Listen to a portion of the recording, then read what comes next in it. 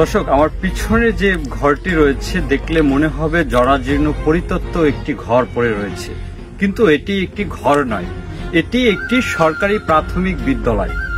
আমার এই পিছনে যে ঘরটি রয়েছে এই ঘরটি কিন্তু একেবারেই জরাজীর্ণ। এখানে এমন অবস্থা যে ভাঙাচোরা, শিক্ষার্থীরা বসতে পারে না, শিক্ষার্থীরা যে বোর্ডে লিখবে সেই বোর্ডটি পর্যন্ত কিন্তু ভাঙাচোরা।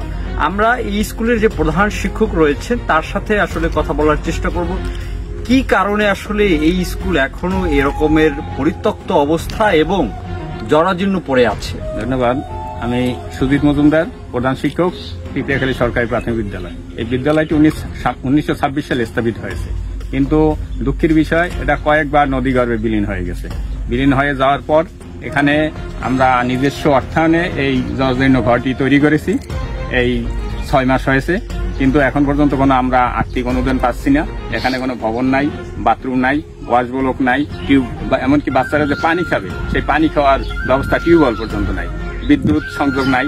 তো এখানে এই সমস্যার জন্য বাচ্চাও দিন দিন কমে যাচ্ছে, যেহেতু ঘর বাড়ি ভেঙে যাচ্ছে, বাচ্চাও কমে যাচ্ছে, স্কুলই ঝুঁকির মুখে আছে। বিদ্যালয়ের প্রধান শিক্ষক জানিয়েছেন, বহুবার আবেদন করেও এখনো নতুন ভবন নির্মাণ বা সংস্কারের উদ্যোগ নেয়নি সংশ্লিষ্ট দপ্তর।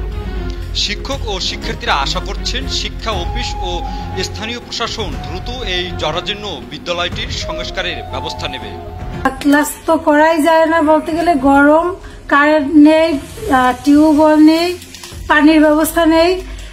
এই জন্য নদী ভাঙনের জন্য বাচ্চা আসতেই পারে না। এবারেও নদী ভাঙন হয়েছে, একটা বাচ্চা আসতে পারছে না। তাই আমরা আপনাদের মাধ্যমে চাচ্ছি যাতে এই বাচ্চারা বর্তমানে সুযোগ পেয়ে একটি উন্নত মানের ভবন, একটি ওয়াশ ব্লক, একটি পানির ব্যবস্থা এবং বিদ্যুৎ ব্যবস্থা পেয়ে যাতে বাচ্চারা এখানে লেখাপড়া করতে পারে, দেশের উন্নতি করতে পারে, আমরা সেই দাবি জানাচ্ছি।